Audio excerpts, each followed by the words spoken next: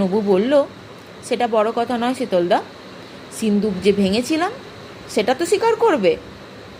এইভাবে দুজনের মধ্যে তুমুল তর্ক বেঁধে গেল। তবে কোনো চেঁচামেচি নেই, ঝগড়া হচ্ছিল ফিস ফিস করে, যাতে গেরস্তের ঘুম না ভেঙে যায়। ফিস ফিস করে ঝগড়া করা সোজা কথা নয়, এলেম লাগে।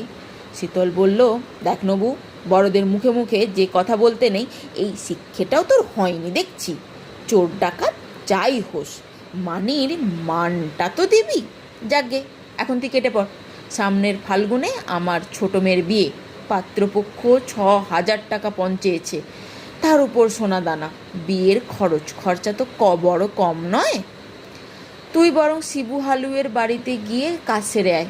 সকালে গরু কিনতে প্রতাপপুরের গোহাটায় যাবে বলে শিবু 7,000 টাকা জোগাড় করে রেখেছে, খাটের নিচে মেটে হাঁড়িতে আছে। যা, গিয়ে হাসিল করে আয়। প্রেস্টিজে লাগলেও নবু আর কথা বাড়ায়নি। শীতলদাকে চটিয়ে লাভ নেই, বুড়ো চোরদের একটা জোট আছে, সে নতুন লাইনে নেমেছে, ট্যান্ডাই ম্যান্ডাই করলে বিপদ হতে কতক্ষণ। বুড়ো চোরদের সে পছন্দ করে না বটে, কিন্তু এটা মানে যে শীতল সাধুকা, বিরিঞ্চি মণ্ডল, বীরু গায়েন এবং হরিপদ কীর্তনিয়ার মতো ওস্তাদদের কাছে অনেক কিছু শেখার আছে। ওদের দোষ একটাই,